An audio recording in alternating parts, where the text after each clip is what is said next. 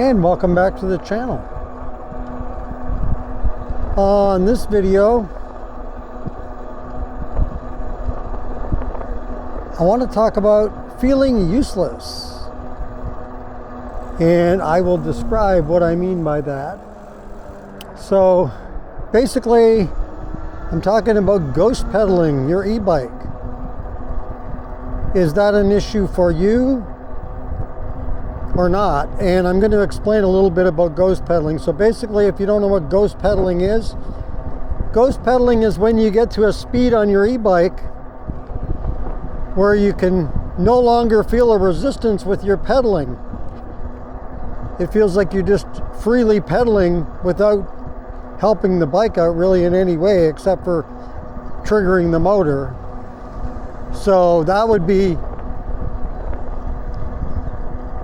more likely to happen on a cadence sensor e-bike, which I'm riding right now. I'm riding the King Bull Hunter 2.0. And so if you're like myself, I'm not a fan of ghost pedaling. Personally, if I am riding a bike and I'm pedaling it, I want to pedal it and feel a little bit of resistance. I want to be able to pedal a bike just like a normal traditional bike with the assistance of the motor, but I want to feel a resistance. I don't want to be pedaling away and not feeling anything. You know, it would, for me anyway, I don't like that feeling. So how do we combat that? Well, one way to combat it is possibly getting yourself a torque censored e-bike instead of cadence. You have a better chance of not having this issue, as the torque sensor would be more, it basically works with your pedaling.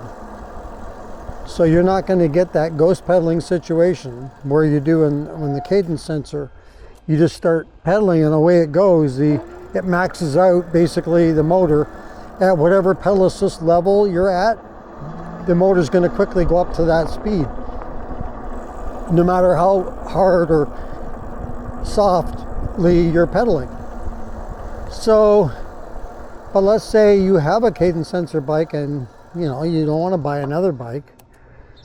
But for those who are just looking for a bike that's not going to run away on them and not be able to have a resistance in pedaling, if you're looking for that, though, definitely look for a torque sensor bike. And lots of bikes now are coming out with dual sensors, so you can switch back and forth between torque and cadence. So what do you do though if you have a cadence sensor bike to combat that problem? Well,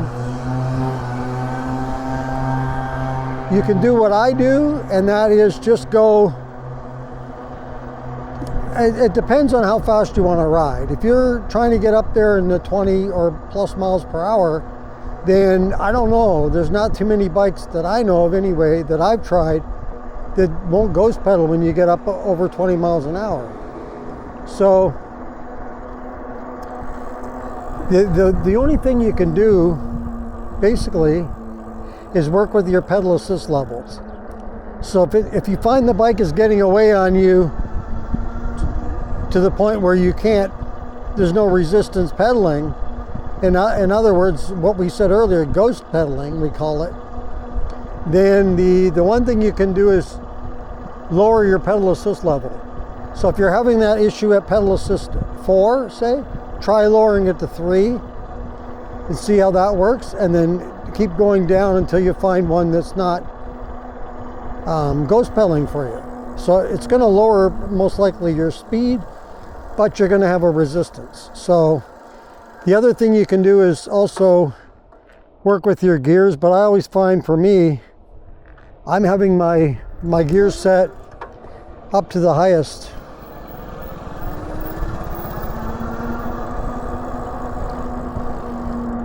To the highest gear. So in this case on this bike, it's a 7-speed, so I'm on gear 7. I'm always on the highest gear, I can tell you that. And so I'm pedaling just a nice steady pedaling speed, without going crazy on here, and no ghost pedaling. and I'm right around the 14 miles an hour. So for this bike, it's pedal assist level 2 and gear 7, the highest gear.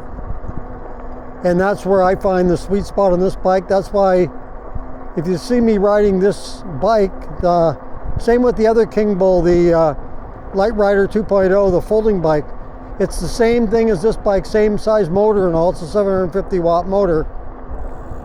But for me, the most comfortable pedal assist level for pedaling is pedal assist 2. So it might depend on your bike, because some bikes, like I've had the Rad Rover before, and I had the comfort one on that one was 3. And same with the Ride One Up Cafe Cruiser, I think it's 3 on that one, but this bike tends to be a little quicker. And so pedal assist level 2 is perfect for me. Nice, comfortable, easy pedaling. And when I'm gonna pedal on a bike, if I'm doing a ride that's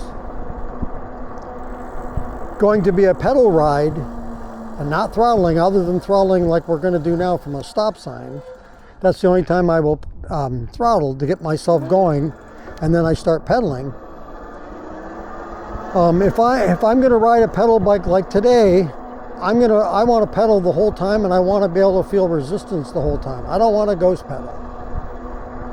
The only time I'm not going to pedal is obviously if I'm going down a hill or I'm slowing down or whatever, but I like a nice steady pedaling.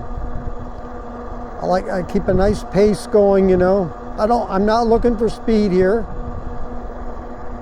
If I was looking to go faster, I would crank it up. Like say I put it up to pedal assist 3, it really kicks in. I can feel the difference. And you can still go without ghost pedaling. This is about the highest you're going to go though. I think a little higher and it's going to get into the ghost pedaling. So you can go around that 19, 20 miles an hour. If this is the speed you like, you're obviously going to be pedaling faster though, because to keep up with the pedal assist speed that the bike is going, you have to pedal faster. So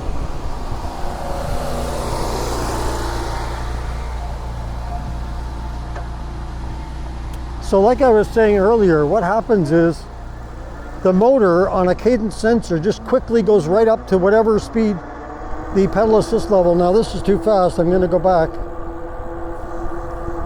It'll quickly get up to that speed. This bike is really fast to get up to the speed, by the way. But it'll quickly get up to that speed that you want to go, depending on what pedal assist level you're at.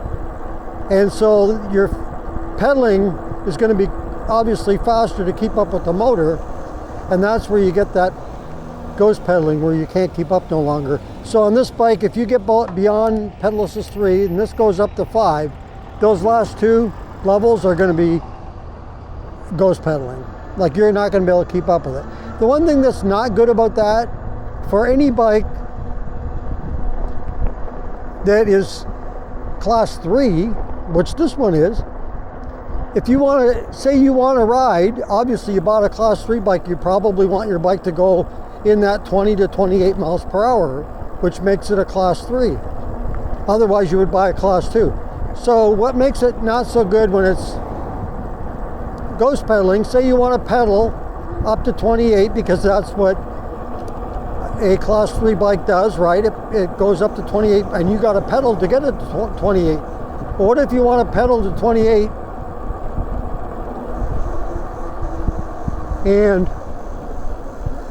but you don't want to ghost pedal, you know? I'm gonna let this car go by me, because I'm gonna turn left here.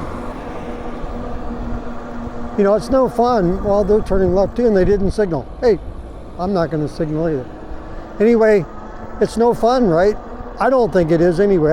If I'm gonna just be ghost pedaling, then I may as well just throttle. Because I don't know, I just don't like it. If I want to pedal, I want to pedal and feel it. So right now I'm feeling it, which I like. I like the resistance. And it jumps up quite a bit. So when you go on this bike to pedal assist 3, you saw it go up to 19 point something miles an hour, basically 20. Well, to get above that, and get in that 20 to 28, you're going to go to pedal assist 4 and 5, but you're not going to be able to keep up with the pedals. So the other thing you can do to combat that is to get a larger chain ring on your bike. But the whole purpose of buying your bike and all, you don't want to mess with that. At least most of us don't want to monkey around with the bike. We want to buy the bike and we want to ride the bike. I've said this a million times and I'll say it again. My favorite part of e-bikes is riding. I like to talk about them too. Learn new things, you know, what bikes are capable of and you know what new bikes are coming out and all. But let's face it, nice weather day, the best thing of all is to actually go out and ride. You can't beat that feeling.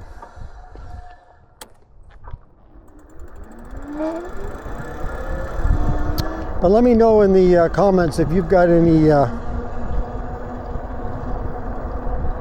anything you want to add to this conversation with regard to ghost pedaling and cadence sensors and torque sensors. And maybe you've got ideas to combat that. I mean, every bike is probably going to be a little bit different.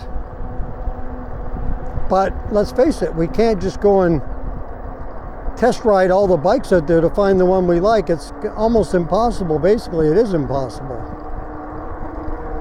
Oh, let's give this guy a honk. And I'm going to have to coast now. It's going too fast down this hill. But yeah, it'd be awesome if we could just go out there and test ride all our bikes and to find the one that is the one we want. Most often we're buying a bike online and we don't even get to test ride it.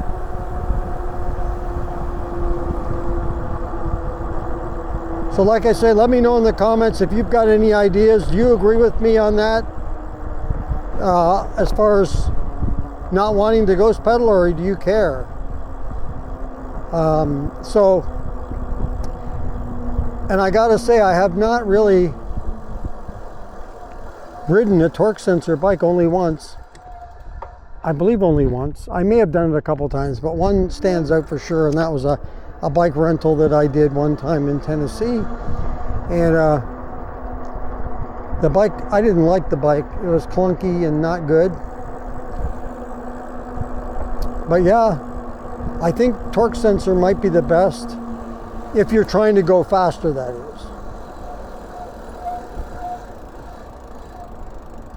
So that's going to do it for this video. I'll let this car go by. If you like this video, go ahead and hit the like button. If you'd like to subscribe to the channel, thank you very much. Just hit that subscribe button.